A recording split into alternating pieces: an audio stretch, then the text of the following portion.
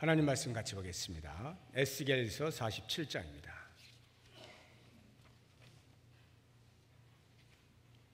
에스겔서 47장 1절에서 12절 말씀입니다. 우리 한 절씩 교독하겠습니다. 그가 나를 데리고 성전문에 이르시니 성전의 앞면이 동쪽을 향하였는데 그 문지방 밑에서 물이 나와 동쪽으로 흐르다가 성전 오른쪽 제단 남쪽으로 흘러내리더라.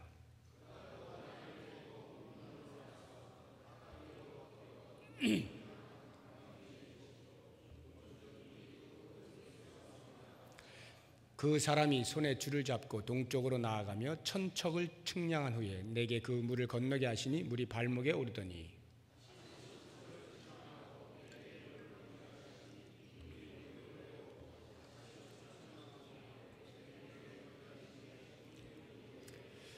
다시 천척을 측량하시니 물이 내가 건너지 못할 강이 된지라. 그 물이 가득하여 헤엄칠 만한 물이요 사람이 능히 건너지 못할 강이더라.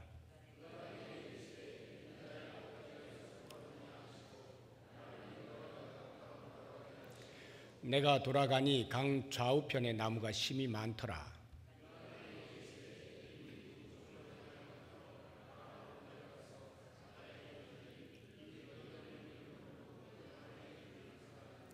이 강물이 이르는 곳마다 번성하는 모든 생물이 살고 또 고기가 심이 많으리니 이 물이 흘러 들어가므로 바닷물이 되살아나겠고 이 강이 이르는 각처에 모든 것이 살 것이며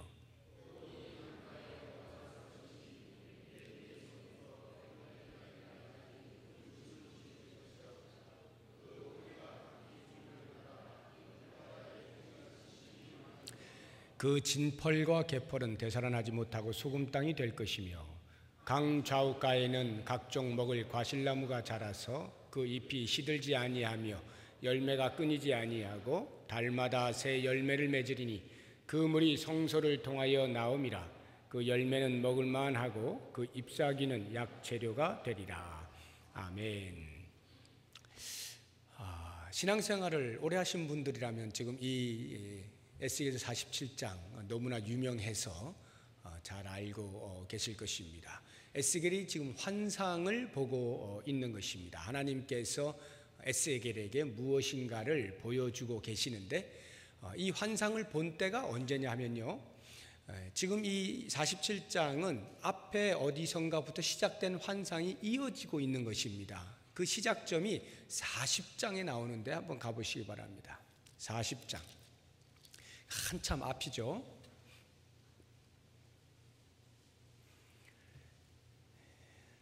자, 40장 1절을 보시면 그 환상의 시작으로부터 해서 에스겔서가 48장으로 끝나는데 마지막까지가 그 하나의 스토리로 환상이 쫙 보여지는 거거든요. 그 환상이 시작된 때가 1절에 나옵니다. 우리 같이 읽어봅니다.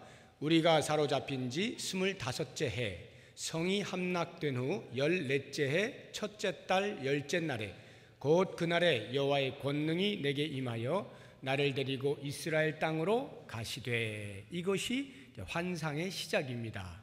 에스겔이 BC 597년 유다 왕 제19대 왕이었던 여호야긴이 바벨론의 포로로 잡혀가게 될 때 그것이 2차 포로 시기인데요, 에스겔이 함께 잡혀가게 됩니다. 그때로부터 25년이 흐른 때입니다. 그러면 예루살렘 성이 함락된 때는 BC 586년입니다. 완전히 함락이 되었죠. 그때로부터 14년째. 이해가 되시죠? 597년에서 시작하면 25년째고 586년에서부터 시작하면 14년째가 되는 그 해에 하나님께서 에스겔에게 환상을 보여주시는데 그 보여주시는 목적이 무엇인가 하면 바벨론의 포로로 잡혀간 지 597년부터 해서 25년이 흘렀고 586년에 최후로 포로들이 다 끌려간 것으로 쳐도 14년이 되는 그 해 정도니까 하나님께서 너희들을 다시 고토로 불러줄게 라고 약속의 말씀을 주셨으나 14년이 흐르도록 일어나지 아니하는 것을 보면서 마음에 희망이 점점 사라져가는 때라고 보시면 되겠습니다. 그와 같은 때에 하나님이 에스겔에게 환상을 보여주시는데 40장에서부터 나오는 환상들을 여러분들이 집에 가서 읽어보시면 참 기이한 그 환상들을 보게 됩니다. 40장에서부터 한 43장, 44장 정도까지에는 성전에 대한 환상을 보여주시고 성전을 재건하는 모습을 보여주십니다. 그리고 그 의미로 성전을 이렇게 지어라 하는 성전 식양을 가르쳐 주십니다. 그리고 44장, 45장, 46장에는 그 성전에서 예배를 드리게 될 터인데 예배는 이렇게 드려라 하는 예배 규례들을 가르쳐 주고 계십니다. 환상 속에서. 그리고 오늘 우리가 보는 이 47장과 48장은 그 성전에서부터 하나님의 영광이 가득하여 생명수 물이 흘러나와서 사해까지 그 죽어있는 바다를 넘쳐 흘러서 생명들을 살리시는 그러한 환상을 보여주면서 새로운 땅이 너희의 것이다 해서 땅 분배하는 것들을 환상 중에 보여주시는 것입니다. 그런 걸 보면 이스라엘 백성들이 바벨론으로 포로 잡혀가서 더 이상 우리 민족은 희망이 없다, 우린 끝났다, 하나님이 우리를 버리셨나 보다 라고 하던 그 즈음에 하나님께서 나타나셔서 아니다, 내가 너를 지킨다, 내가 너를 반드시 돌아오게 하겠다, 내가 너를 다시 살린다, 무너진 성전도 내가 재건시켜 주겠다, 그 속에서 나를 위하여 예배할 수 있게 해주겠다, 그리고 너희의 땅을 되찾게 해주겠다, 이것을 약속으로 환상 가운데 보여주시는 것이 에스겔서 40장부터 마지막까지의 내용인 것입니다. 자, 그렇다고 하면 이제 그러한 환상의 그 흐름들 속에서 이제 47장을 봅니다. 그 연속선상에서 에스겔이 47장에서 보고 있는 환상은 무엇이냐 하면 하나님께서 에스겔을 이제 이스라엘 땅으로 이제 데리고 가셨잖아요. 환상 속에서. 그래서 그런 성전 재건하는 것도 보여주시고 하면서 거기서 이제는 성전으로 데리고 가십니다. 성전 문 앞까지 이끌고 가시는 거예요. 그래서 에스겔이 그 인도함을 받아 성전 문 앞에 이르렀더니 보게 된 것이 무엇이냐 하면 성전 문지방에서부터 물이 나옵니다. 그런데 그 물이 성전 문지방에서부터 동쪽으로, 동쪽 문을 향하여 흘러내립니다. 동쪽이라고 하는 것은 성전이 들어가는 정문을 말하는 겁니다. 그 정문에서부터 번제단이 있고 물두멍이 있고 성소가 있지 않습니까? 그 성소에서 동쪽으로, 문 쪽으로 이렇게 물이 흘러내리는 거예요. 그래가지고 그 번제단 있는 데에서 남쪽으로, 그러니까 성전을 이렇게 바라보면 왼쪽이고 그쪽 등지고 있으면 오른쪽인 남쪽으로 이렇게 흘러서 바깥쪽으로 돌아서 점점 그 동쪽, 그 밑으로 사해 쪽으로 쭉 물이 내려가는 것을 보게 되는 것입니다. 그리고는 이제 3절부터 보시게 되면 우리가 잘 아는 그 천척측량하고 건너봐라, 천척측량하고 건너봐라 하는 그 사건 있지 않습니까? 하나님께서 천척을 재셨습니다. 천척을 자 가봐. 1척이 보통 우리가 아는 그 규빗하고 뭐 거의 같다고 보시면 됩니다. 그냥 일반적으로 상식적으로 이해하기 쉽게 하기 위해서 한 50cm라 이렇게 보고요. 천척이면 500m죠. 500m를 가게 해서 에스겔로 하여금 건너보게 합니다. 건너려고 하니까 물이 그냥 바닥에 있는 거예요. 이렇게 발목 정도의 차는 발바닥이라고 보시면 됩니다. 그냥 별 물이 없는 그렇게 찰랑찰랑하는 정도밖에 안 되는 거기를 이제 건너게 하셔요. 그리고는 거기에서부터 다시 천척을 더 가게 하십니다. 500m를 더 갔어요. 그러니까 성전으로부터 1km 정도 떨어진 거죠. 또 건너봐라 했더니 건너니까 이번에는 무릎까지 물이 찬 겁니다. 그러니까 물이 점점 많아지고 있다 이런 말인데요. 그 곳으로부터 다시 천척을 측량하여서 500m 더 갔습니다. 성전으로부터 1.5km 떨어진 곳을 건너보니 허리까지 물이 오게 된 것입니다. 그리고 거기서 다시 천척 약 2km 떨어진 곳을 또 건너봐라 했더니 에스겔이 건너질 못해요. 보시면은 5절을 보십시오.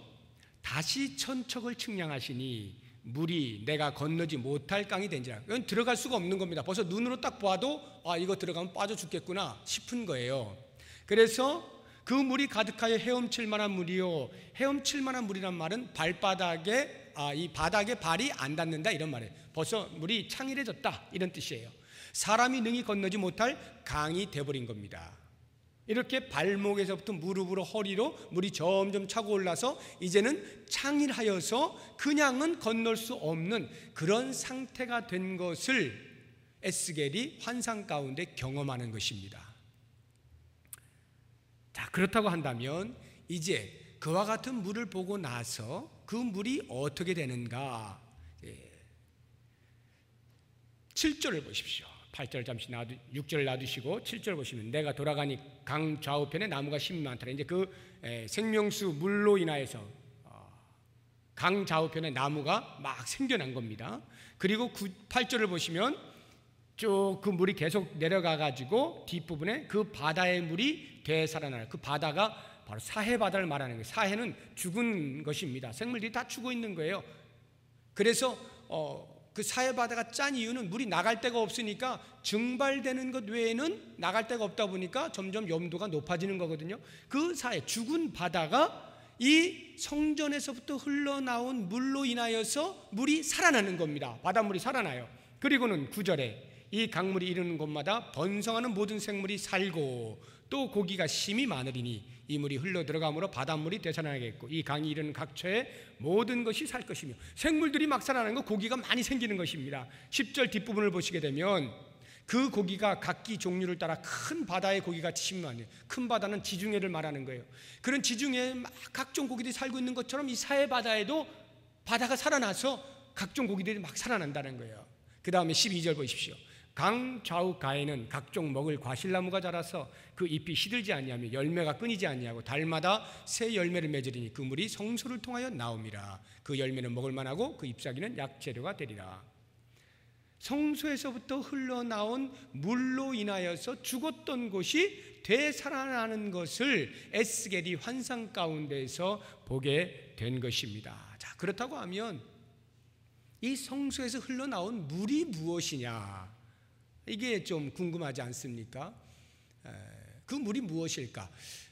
학자들마다 말을 많이 합니다. 이것이다 저것이다 하지만 대원칙이 있습니다. 이 물을 이해하는데 이 물이 이겁니다 라고 말을 하기 위해서는 대원칙 2가지가 있는데 거기에 해당이 되면 어떤 것도 우리가 이해를 할 수가 있겠습니다. 첫 번째는 그 물이 성전에서부터 나온 것이라는 것을 염두에 둬야 됩니다. 반드시 성전에서 흘러나온 물, 다시 말하면 하나님의 임재가 있는 상징으로서의 그 성전에서부터 물이 흘러나왔다. 과연 그것이 무엇일까? 이렇게 생각하시고 또 다른 하나의 원칙은 그 물을 통하여서 죽은 것이 살아나고 있다 하는 것을 염두에 두고 이해를 하셔야 됩니다. 죽은 것을 살릴 수 있는 것이 과연 무엇이겠는가 하는 이 2가지 대원칙을 염두에 두고 물이 무엇이다 라고 한번 우리가 상상을 해본다면 여러 가지 말들을 할 수 있겠습니다만 유력한 것은 하나님의 영이라 할 수 있겠습니다. 성령, 하나님의 영. 그래서 에스겔 36장에도 보면 내가 너희 육체에 새 영을 부어주겠다 말씀하시죠. 그래서 그 마음에 굳은 것을 제하여 버리고 부드럽게 하여서 새로운 생명을 주시겠다. 새로운 영이 들어오게 되어질 때 새로운 생명이 탄생한다 라고 하는 것을 말씀하는 것으로 보아서 이 물을 우리가 영으로 성령으로 이해하는 것 조금도 틀림이 없다는 생각이 듭니다. 그래서 요한복음 7장에도 보면 생수의 강이 내 배에서 넘쳐나리라 이런 말씀을 하시지 않습니까? 예수님께서 생수의 강을 내가 주겠다. 내가 주는 물을 먹는 자는 영원히 목마르지 아니한다. 요한복음 4장에서 말씀하시죠. 이런 것을 보면 성령인 것을 우리가 금방 알 수가 있겠습니다. 뿐만 아니라 이 물은 그 성수에서 나오는 하나님의 주권이다 이렇게 이해를 하실 수도 있겠습니다. 하나님의 임재가 있는 성수에서부터 나와 죽은 것들을 살린다는 말은 이스라엘 백성들이 하나님의 영광이 성전에서부터 떠남으로 심판을 받게 된 거거든요. 그런데 하나님의 영광이 다시 그 성전 가운데 들어와 하나님이 임재하시게 됨으로 살아나게 되는 거니까 그 살아남에는 하나님의 주권 주권이 드러나는 것이죠. 그래서 이 물을 하나님의 주권으로 이해를 해도 틀리지 않겠습니다. 또는 하나님의 은혜라고 말을 해도 됩니다. 하나님의 은혜가 성소에서부터 흘러나와 죽은 자들을 살린다, 이렇게 볼 수 있고, 어떤 사람들은 하나님의 비전이다, 이렇게 말을 하는 사람도 있어요. 하나님의 비전, 이것은 아마 그 꿈을 좋아하시는 분들이 주로 하는 말인 것 같은데, 그래서 꿈을 계속 잘 꾸고 있으면 그 꿈대로 이렇게 되면 반드시 이렇게 살아나는 일이 생긴다, 이렇게도 말을 하는 사람도 있습니다. 또 성경적으로 볼 때 유력한 것은 하나님의 말씀이라 이해를 하시면 좋겠습니다. 하나님의 말씀이 성소에서 선포가 되지 않습니까? 그리고 그 하나님의 말씀이 사람을 살리잖아요. 그 에스겔서 37장을 보면 이 47장에 나오는 생명수 강의 환상과 양대 산맥을 이루고 있는 골짜기의 마른 뼈에 소생하는 환상이 있지 않습니까? 거기에도 그 마른 뼈가 소생하는데 하나님의 말씀이 대언될 때, 에스겔을 통하여 말씀이 대언이 될 때 그 마른 뼈들이 살아나잖아요. 하나님의 말씀은 생명을 살리는 겁니다. 죽은 자를 살리는 능력이 있는 거예요. 그래서 이 성소에서 흘러나온 물을 이런 다양한 여러 가지 것들로 우리가 이해를 하고, 하나님의 성소에서 죽은 것을 살릴 수 있을 만한 그 무엇들이 나오고 있다라고 하는 것을 염두에 두고, 이제 그 다음 오늘 말씀의 제목인 내가 이것을 보았느냐라고 할 때 이 질문이 과연 무엇일까 하는 것을 생각을 해보면 좋겠습니다. 6절을 보시죠. 그가 내게 이르시되 인자야 내가 이것을 보았느냐. 내가 이것을 보았느냐. 여러분들은 뭘 보았냐고 물으시는 것 같습니까? 여기 이것을이 과연 뭘 가리키는 것일까요? 아마 여기 앉아 계신 분들은 100이면 100, 아마 그 위에 나와 있는 그 물이 발목에 닿았다가 무릎까지 왔다가 허리까지 왔다가 창일해진 이것을 보았느냐라는 질문으로 생각을 하시기가 쉬울 것입니다. 물론 그렇게 이야기하는 학자들도 없는 것은 아닙니다. 그런데 제가 말씀을 볼 때에 그 부분은 조금 납득이 안 되는 부분이 있어요. 왜 그러냐 하면 6절의 뒷부분을 보시게 되면 이렇게 나오죠. 나를 인도하여 강가로 돌아가게 하심으로. 돌아가게 하셨다는 말이 뭘까요? 돌아갔다. 그 말은 어딘가에 지금 데려다 놓았는데 거기서부터 다시 강가로 돌아오너라, 이 말 아니겠습니까? 어디 갔는데 돌아와라는 것이잖아요. 그러면 지금 에스겔이 그 생명수 강을 이렇게 건너는 거기에 있었다라고 한다면 강가로 돌아올 일이 아니죠. 강가에 있는 것인데. 그러니까 지금 이 말씀은 뭔가 지금 이 강가에서 그 물이 점점 불어나는 것을 경험한 이후에 하나님께서 에스겔을 어디론가 분명히 데리고 간 것을 생각해 볼 수가 있습니다. 그러니까 5절과 6절 사이에 어떤 무엇인가가 있었어요. 그런데 그것이 기록이 되어 있지는 않습니다만 그 뒷부분을 보게 될 때 7절도 마찬가지 아닙니까? 내가 돌아가니, 그러니까 어디선가 지금 돌아간 거예요. 원래 있던 자리에 돌아갔단 말입니다. 그가 환상을 보았던, 그가 경험했던 그 생명수의 강물이 흘러나오는 거기로 다시 돌아간 거예요. 그러니까 거기서부터 어딘가를 갔다는 말이거든요. 어디를 갔을까? 어디를 갔을까? 그래서 우리가 생각해 보는 것은 하나님께서 지금 이스라엘 백성들을 내가 너희들을 반드시 다시 살려줄게, 이것을 위하여 이 환상을 보여주시는 거 아닙니까? 그러니까 그것에 의하여 묵상을 해보면 지금 에스겔을 그 생명수 강물을 보여주신 다음에, 경험케 하신 다음에 어디론가 데려가셨어요. 어딜까요?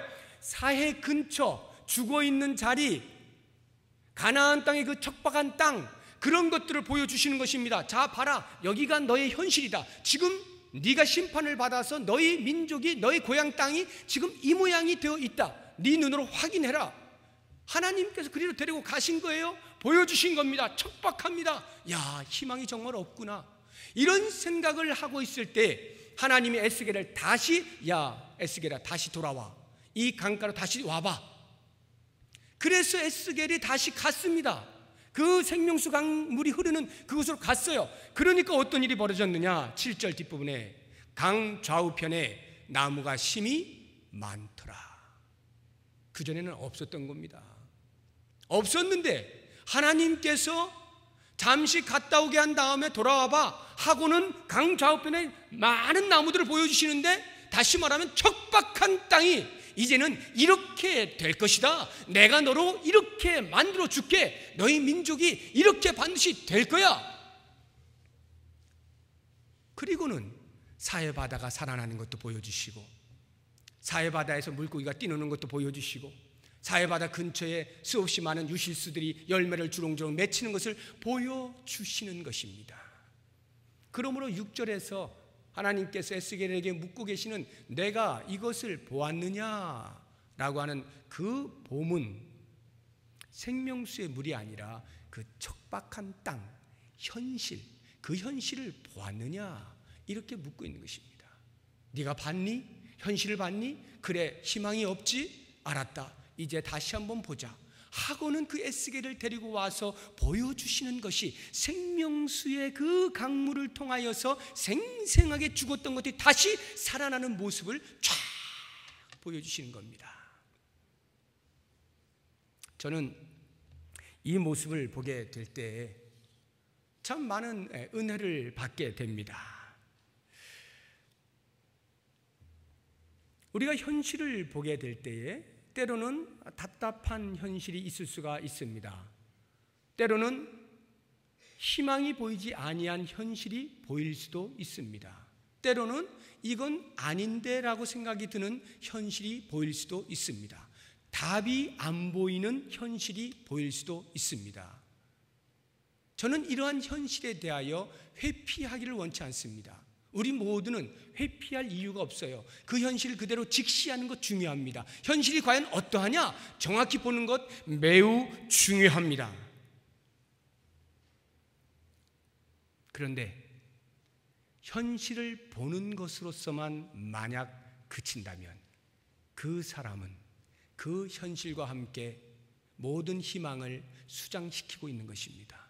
더 이상 그의 눈에는 희망이 보이지 않아요. 현실은 그의 눈을 현실 속에 가두어 둡니다. 하나님께서는 에스겔에게 상징적으로 에스겔아, 너 지금 현실 보이지? 너희 민족 지금 이 현실 속에 가둬져 있지? 더 이상 앞이 안 보이지? 캄캄하지? 그러나 내가 너를 어떻게 한다고 하더냐? 내가 너를 반드시 고토로 돌려보내주겠다고 했지? 내가 너를 반드시 다시 살리겠다고 말했지? 이제 눈을 떠서 보아라 하고는 그를 이끌어 그 생명수 강이 성수에서부터 흘러나오는 것을 처음부터 보게 하시고 경험하게 하시고 들어가 보게 하시고, 그리고는 그 주변이 어떻게 살아나고 있는가를 생생하게 보여주시고 있는 것입니다.